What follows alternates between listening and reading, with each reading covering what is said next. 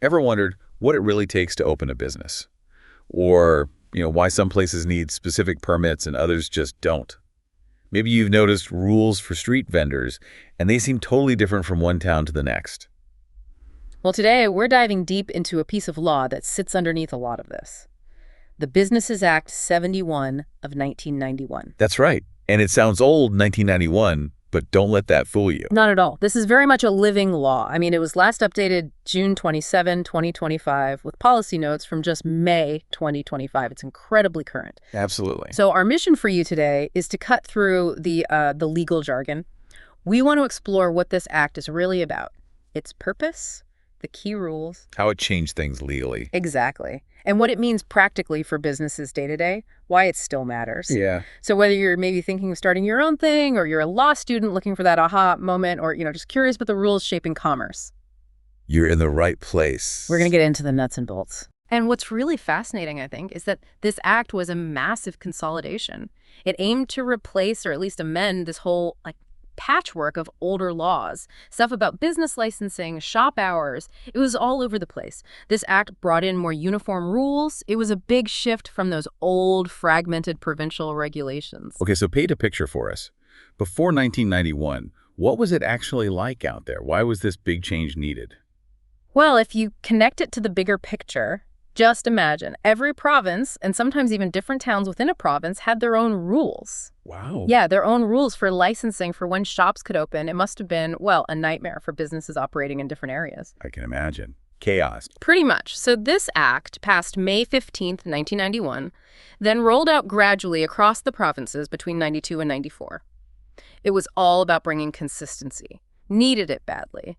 Its core purpose, and this is stated right in the act, was, let me get the phrasing right, to repeal or amend certain laws regarding the licensing and carrying on of businesses and shop hours, to make certain new provision regarding such licensing and carrying on of businesses, and to provide for matters connected therewith. Right. Basically, streamline and harmonize regulations across the whole country, South Africa-wide. That sounds like a monumental task. You're saying it wasn't just adding new rules, but actively clearing out piles of old laws. Exactly. A huge legislative cleanup. I bet there was some discussion around that, maybe concerns about losing local control. Did that come up? Oh, certainly. But, while the goal was consistency, the act cleverly built in ways for local implementation. It tried to balance that national framework with local needs. So local authorities still had a big role. That probably helped manage some of the resistance because they could apply it within their own context. Ah, okay, that makes sense. Yeah. So let's get specific then. What kinds of businesses actually need a license under this act? And maybe more surprisingly, who does it? Right. The act is pretty clear here. It defines business specifically for licensing. Basically, if your business is listed in Schedule 1, you likely need a license. But There's a but.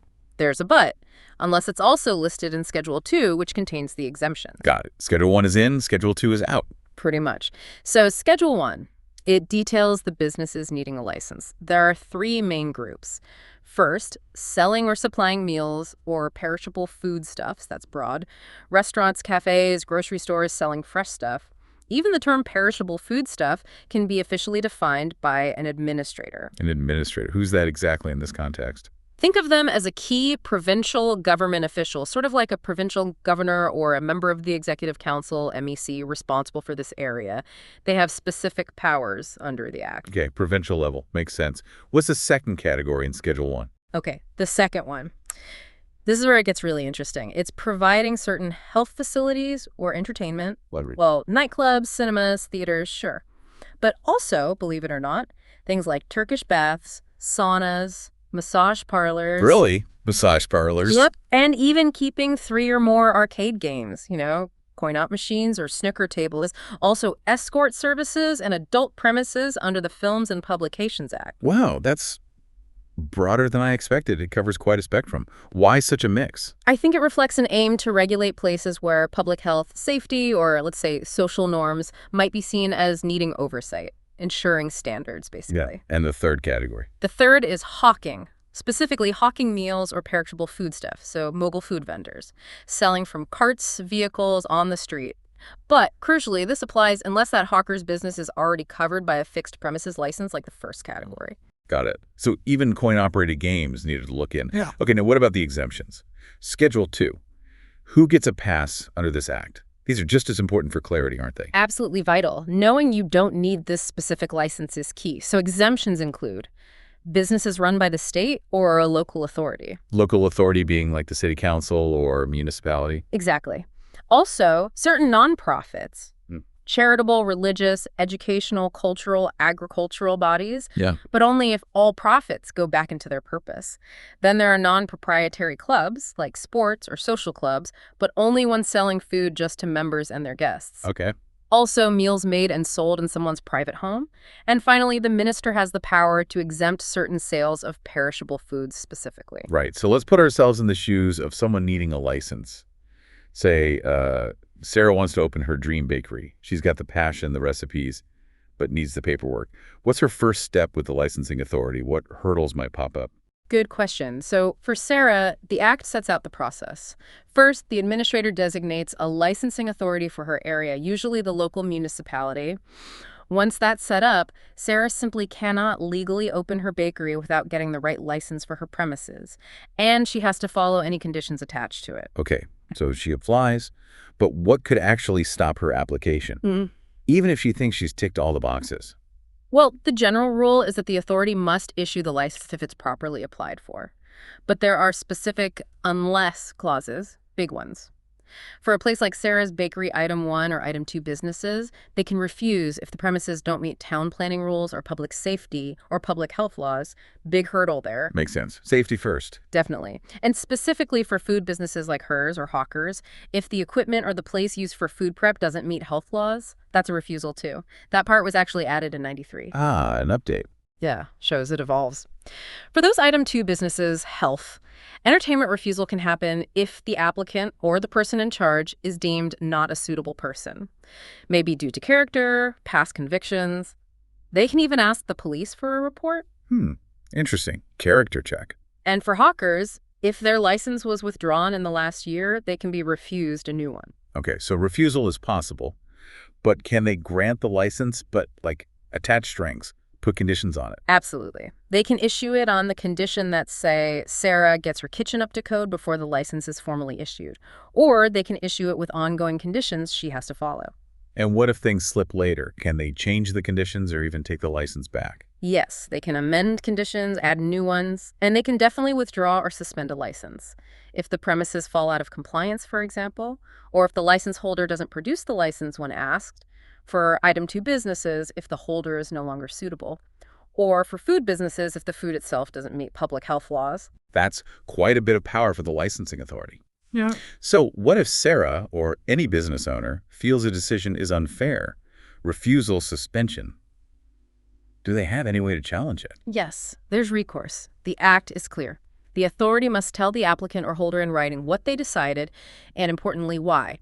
They also have to inform them of their right to appeal the decision under Section 3 of the Act. Okay, an appeal process. And get this, if the authority just doesn't decide within 21 days, the Act treats that as a refusal, which means the applicant can then appeal. It forces a decision, or at least opens the door to challenge inaction. That's a neat mechanism. Prevents applications from just disappearing into a black hole. Okay. So what if someone just ignores all this, tries to operate without a license, or gets one and ignores the rules? What happens then? Does the Act have teeth? Oh, it definitely has teeth. Section 5 deals with penalties. Anyone caught operating without the necessary license or breaking its conditions is guilty of an offense. And the punishment? It's a fine up to R1,000 or jail time up to 3 months or potentially both. But here's the kicker. Uh-oh. There's an additional potential fine of up to R10 for every single day the offense continues. R10 a day. Okay, that might not sound like a fortune initially, but wow, that could add up incredibly fast if you just keep ignoring it. Plus the risk of jail definitely seems like something you wouldn't want to mess with. Exactly. It creates ongoing pressure to comply. And the Act also makes employers liable for what their employees or agents do. Meaning the boss is on the hook. Generally, yes, unless the employer can prove they genuinely didn't know, took all reasonable steps to stop it, and it was outside the employee's proper role. But just saying, I told them not to, isn't enough proof on its own, puts real responsibility on business owners. That makes sense. Okay, we've covered fixed premises quite well. But what about those street vendors we mentioned earlier? Selling hot dogs from a cart, crafts on the pavement. How does this National Act handle something so, well, local and ground level? That's a really important aspect. And the Act addresses it directly in Section 6A, which, again, came in with that 1993 amendment. It gives local authorities significant power with the administrator's approval to make specific bylaws for this. Bylaws just for street trading. Exactly. Bylaws to supervise and control street vendors, peddlers, hawkers. They can even restrict or ban them completely in certain specific areas. Like where? Well, the Act lists examples.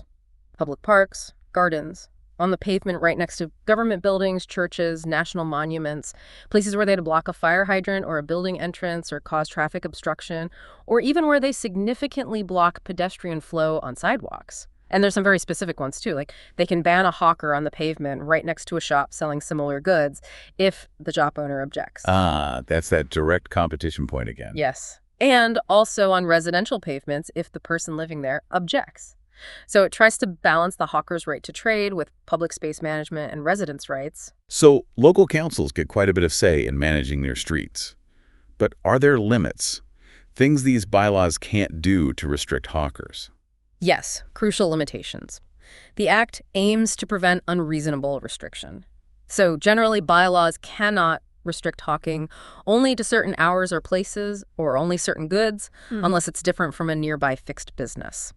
They can't demand a hawker get yet another license or permit, although they can require proof that the hawker has paid to rent a designated stand, if those exist. Okay. They also can't generally prohibit hawking within a certain distance of a point, or for longer than a set time, or if the business isn't moved periodically.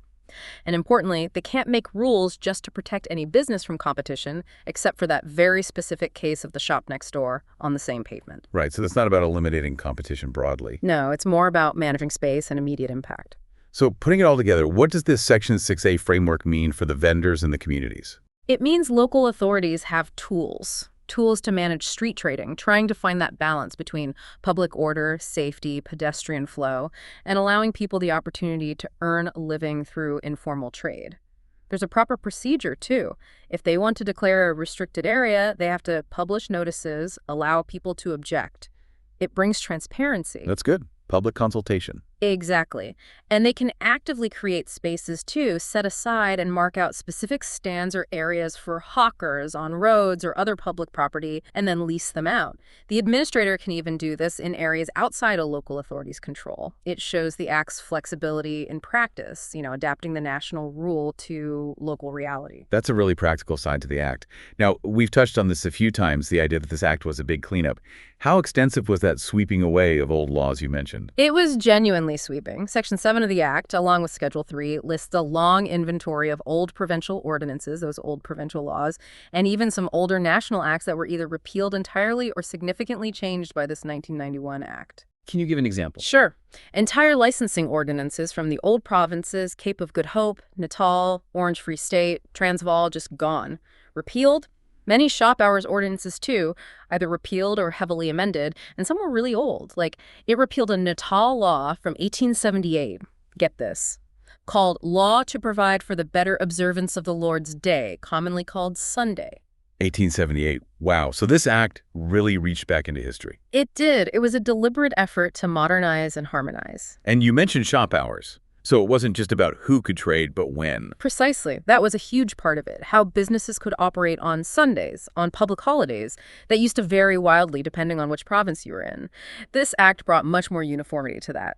Another interesting one, it amended the Medicines Act. It removed the old requirement for a provincial license to sell medicine. Instead, selling medicine became governed by conditions set under the Medicines Act itself. Ah, so centralizing the control for specific sectors like medicine, too. Exactly. Streamlining permissions across different types of businesses, it really simplified the regulatory landscape in many ways. Okay, so let's pull this all together.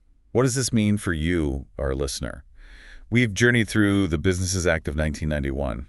Clearly not just another law, it was a fundamental reshaping, right? Absolutely. It took this tangled web of provincial rules and created a much clearer, more unified national framework. It clarified who needs a license, why they need it, how to get it. And how to keep it, plus the mechanisms for enforcement, and importantly for appeal if things go wrong. And it didn't forget the informal sector, giving local authorities balanced powers to manage street trading. Yeah, balancing public order with letting people earn a living, that's a constant theme. It seems like a masterclass, really, in balancing regulation, public safety, health, order, with the need to encourage business and entrepreneurship, from defining licensed activities like health clubs or entertainment venues to the detailed rules for hawkers.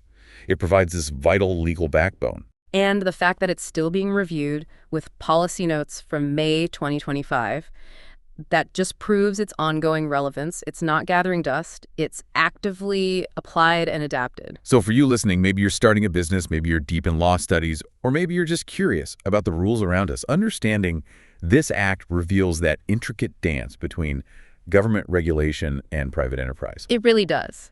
Okay, here's a final thought to leave you with, something to chew on. We've seen how this act from the early 90s consolidated and regulated businesses of that era. But think about today, the rise in the gig economy, digital marketplaces, businesses that exist purely online. How might an act designed primarily for physical premises and traditional models continue to adapt? Or where might it face challenges with these totally new ways of doing business that perhaps weren't even imagined back in 1991?